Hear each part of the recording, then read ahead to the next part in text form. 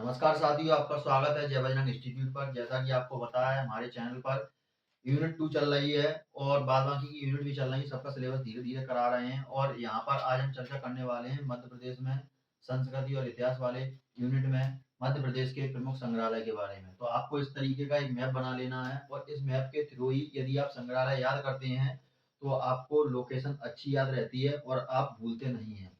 अक्सर एग्जाम में क्या होता है कि हम इन चीज़ों को लेकर ऑप्शन की वजह से क्या हो जाता है, तुम्हारा दिमाग थोड़ा माइंड डाइवर्ट होगा और कंफ्यूजन पैदा होगी। लेकिन अगर मैप की सहायता से याद करोगे तो ऐसा कुछ नहीं होगा और वैसे में सारी चीजें क्या है, मैप से ही कराता हूँ। चलिए स्टार्ट करते हैं।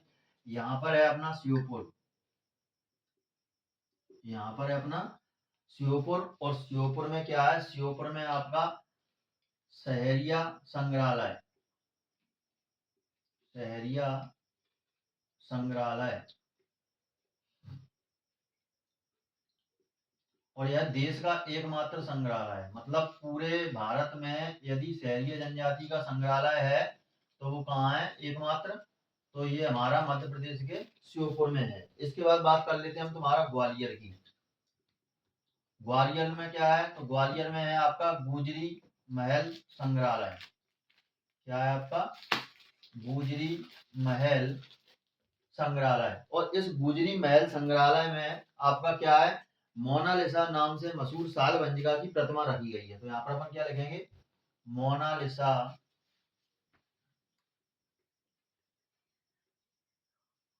के नाम से मशहूर, के नाम से मशहूर सालभंजिका की, सालभंजिका की प्रतिमा रखी है। इसके बाद फिर हम आते हैं थोड़ा ओरछा साइड में। और ओरछा साइड में यहाँ पर अपन देखेंगे ओरछा में क्या है आपका, तो ओरछा में निमाड़ी की जो ओरछा है, इसमें हमारा भारत का पहला रामायण कला का संग्रहालय है और इसकी स्थापना हमारी कब होती है, 17 अप्रैल 2005 में होती है। तो यहाँ पर क्या लिखेंगे अपन, भारत का पहला, भारत का पहला रामायण कला का संग्रहालय। और इसकी स्थापना कब हुई, तुम्हारी स्थापना इसकी होती है 17 अप्रैल 2005। वही बात हम करते हैं टीकमगढ़ की। तो जो टीकमगढ़ है हमारा, टीकमगढ़ में है हमारा कुंडेश्वर संग्रहालय। कौन सा है हमारा, कुंडेश्वर संग्रहालय। इसके बाद हम आते हैं आपके छतरपुर में, नीचे की साइड में। तो छतरपुर में जैसा कि आपने रियासत में देखा होगा कि छतरपुर नगर की स्थापना हमारी छत्रसाल ने की थी। तो यहाँ पर क्या है, छत्रसाल संग्रहालय है, छत्रसाल यूनिवर्सिटी है। तो यहाँ पर अपन क्या रखेंगे, पहला महाराजा छत्रसाल संग्रहालय, महाराजा छत्रसाल संग्रहालय, ठीक है। और महाराजा छत्रसाल संग्रहालय है, इसकी स्थापना कब होती है, इसकी स्थापना हमारी होती है 12 सितंबर 1955 को और इसका उद्घाटन हमारे पंडित जवाहरलाल नेहरू द्वारा किया जाता है। तो यहाँ पर अपन क्या लिखेंगे, स्थापना 12 सितंबर 1955 और उद्घाटन किसने किया है, JL नेहरू, जवाहरलाल नेहरू ने।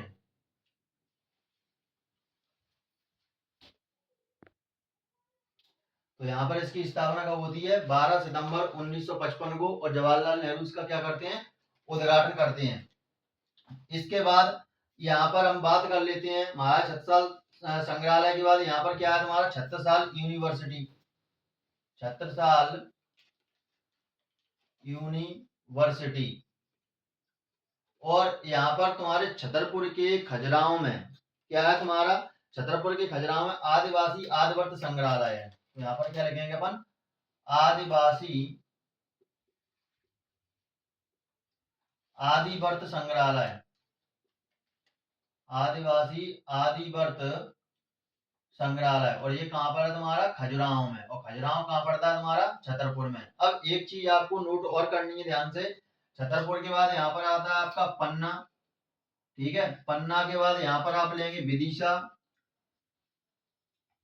और विदिशा के बाद आप यहाँ पर लेंगे धार। 1, 2, 3 और 4, इन चारों जगह आपको एक संग्रहालय देखने को मिलेगा, और उस संग्रहालय का नाम है तुम्हारा जिला पुरातात्विक संग्रहालय। कौन सा है?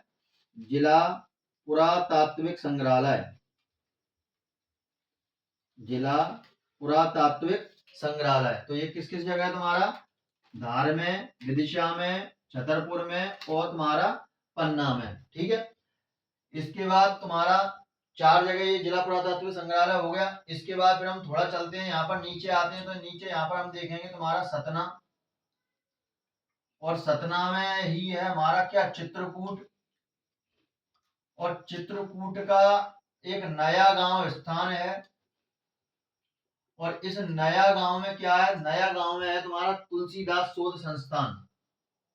क्या है तुम्हारा? तुलसीदास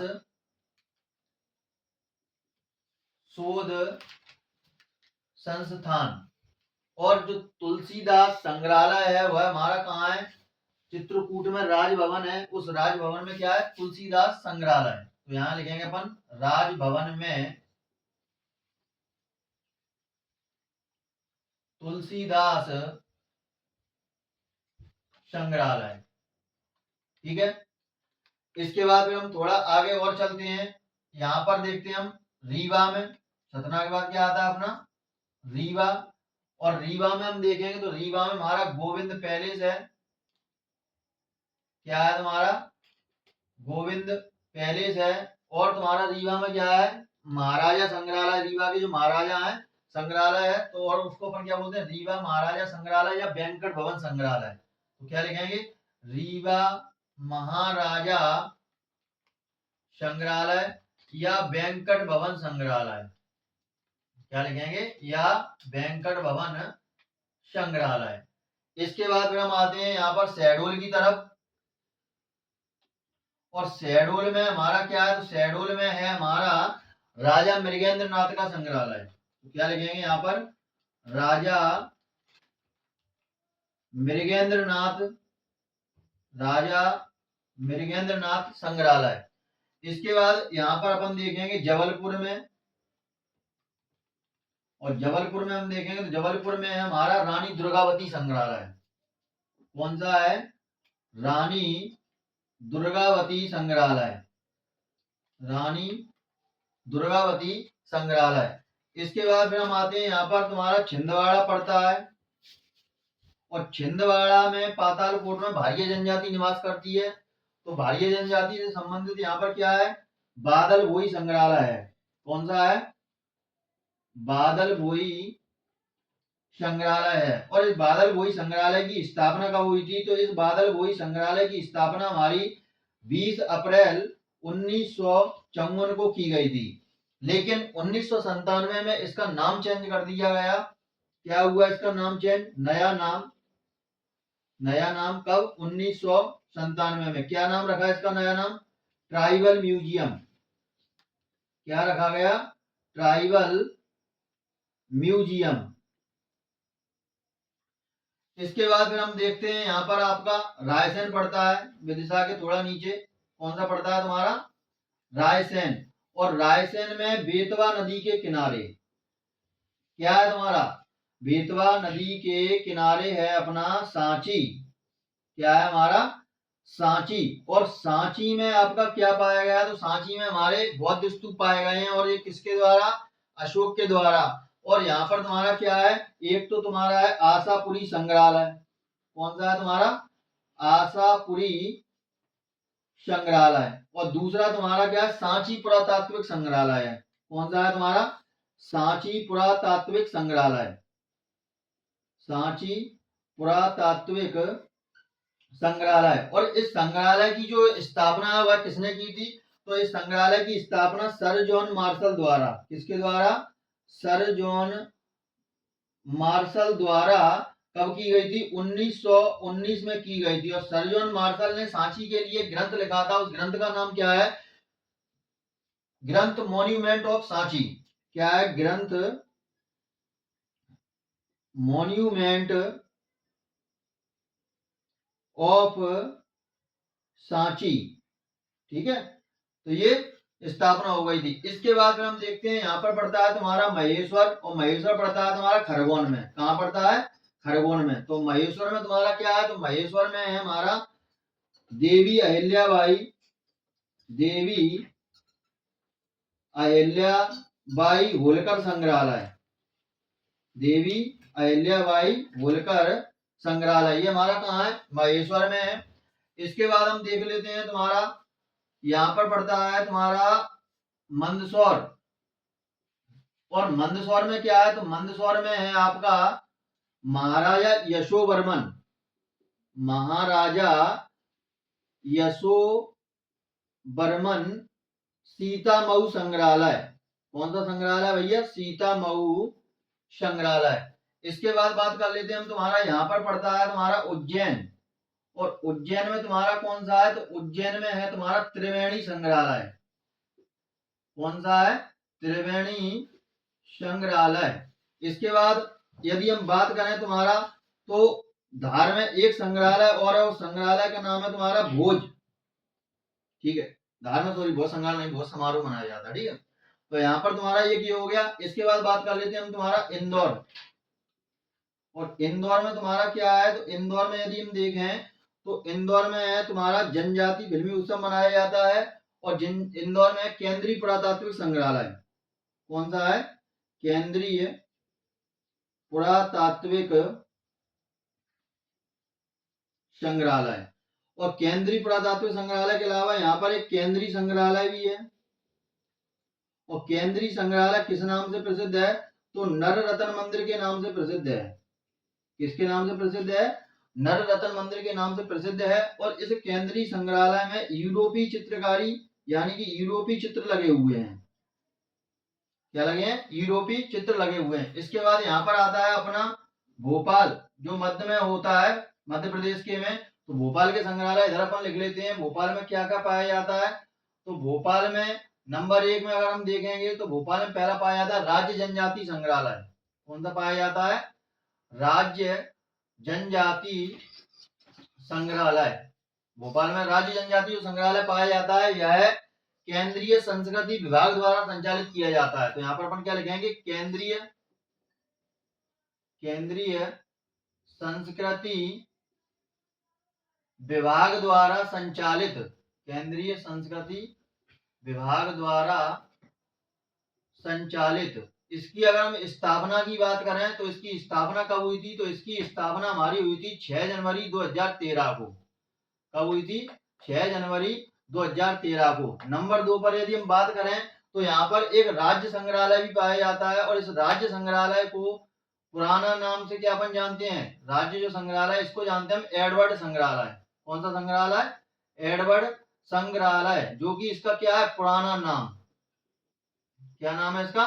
पुराना नाम। और इस एडवर्ड संग्रहालय की जो स्थापना थी, यह स्थापना 1909 में, स्थापना 1909 में सिकंदरा जहां बेगम ने की थी। किसने की थी? सिकंदरा जहां बेगम। और सिकंदरा जहां बेगम कौन है? तो सिकंदरा जहां बेगम भोपाल में कुदसिया बेगम थी, जिन्होंने गौहर महल बनवाया था। गौहर बेगम के नाम से ही प्रसिद्ध थी। उनकी बेटी थी सिकंदरा जहां बेगम, और कुदसिया बेगम ने अपनी बेटी सिकंदरा जहां बेगम के लिए एक शौकत महल भी बनवाया था।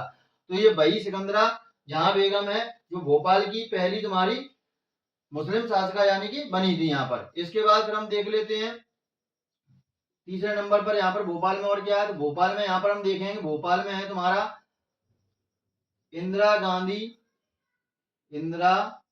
गांधी मानव राष्ट्रीय संग्रहालय, इंदिरा गांधी मानव राष्ट्रीय संग्रहालय। इसके बाद तुम्हारा भोपाल में और क्या है? तो इंदिरा गांधी भवन है।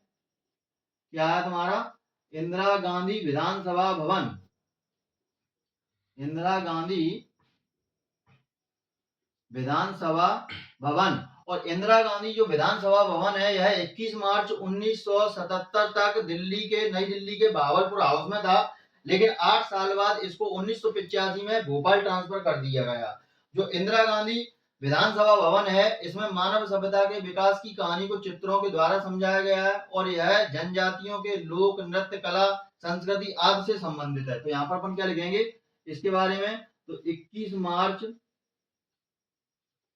1977 तक कहाँ था ये, बहावलपुर हाउस में, बहावलपुर हाउस। और बहावलपुर हाउस कहाँ था तुम्हारा, न्यू दिल्ली। इसके बाद 1985 में कहाँ ट्रांसफर हुआ, तो 1985 में ट्रांसफर हो गया ये कहाँ, भोपाल। और इसमें तुम्हारा क्या क्या है, तो इसमें तुम्हारा मानव सभ्यता के विकास की कहानी, क्या लिखेंगे अपन, मानव सभ्यता के विकास की कहानी किसके माध्यम से, चित्रों के माध्यम से। और यहाँ पर क्या है, कला संस्कृति और विकास, तो यहाँ पर लिख सकते हैं अपन कला संस्कृति और विकास। और ये किसका, जनजातियों का, तो ये जनजाति से संबंधित है। ठीक है, तो यहाँ पर तुम्हारे ये हो गए। अब यहाँ पर देख लेते हैं कोई एक आध और बचा हो तो। वैसे मेरी नजर में यहाँ पर तुम्हारा सारा का सारा हो चुका है। यहाँ पर अब तुम्हारा कोई भी संग्रहालय नहीं बचा। जो महत्वपूर्ण संग्रहालय थे वो मैंने आपको यहाँ पर आपको करा दिए हैं। यहाँ पर हाँ, एक भोपाल में अगर हम देखेंगे तो 2 संग्रहालय और हैं। एक है तुम्हारा दुष्यंत कुमार पांडुलिपि संग्रहालय और एक है तुम्हारा एक दुष्यंत कुमार पांडुलिपि संग्रहालय, पहले वही लिख लेते हैं, ठीक है, और जो याद आता है उसको भी लिख लेते हैं। तो एक तुम्हारा कौन सा है, दुष्यंत कुमार पांडुलिपि संग्रहालय, और एक है तुम्हारा कौन सा, जो हो गया तुम्हारा 5वें नंबर का, ये हो गया 6वें नंबर का, और एक है तुम्हारा बिड़ला संग्रहालय। कौन सा संग्रहालय है, बिड़ला संग्रहालय। तो ये तुम्हारे थे मध्य प्रदेश के कुछ संग्रहालय जिनको मैंने मैपिंग के थ्रू आपको बताया, लोकेशन भी बताई, और इसी लोकेशन की सहायता से यदि आप लिख लिख कर ऐसे 1-2 बार प्रैक्टिस करेंगे तो ये संग्रहालय यकीन मानिए आपको हमेशा दिमाग में रहेंगे, इनकी लोकेशन भी ध्यान में रहेगी, और जो मेन मेन फैक्ट हैं तो वो मैंने आपको साथ में कवर कर दिए हैं। मैं नहीं चाहता कि आप नोट्स का इतना बंडल बनाएं और उसका बर्डन अपने माथे पर लेकर चलें और एग्जाम टाइम में आप जाएं तो उसका रिवीजन भी संभव ना हो पाए। तो जहां तक मेरा मानना है, यदि आप नोट्स बनाते हैं एमपीजीके के या कोई भी हो, तो उसके नोट्स यदि आप मैप की सहायता से बनाते हैं ड्रॉ करके, तो आपका काम बहुत आसान हो जाता है, क्योंकि मैप में हम उन सिनॉप्सिस को ही लिखते हैं जो हमारी एग्जाम की दृष्टि से महत्वपूर्ण होते हैं। तो उम्मीद करता हूं आपको ये मध्य प्रदेश के प्रमुख संग्रहालय पसंद आए होंगे। यदि आपको संग्रहालय समझाने का मेरा तरीका अच्छा लगता है तो चैनल को लाइक कीजिए, शेयर कीजिए, कमेंट कीजिए और सब्सक्राइब कीजिए। मिलते हैं हम अगले वीडियो में, तब तक के लिए जय हिंद, जय भारत।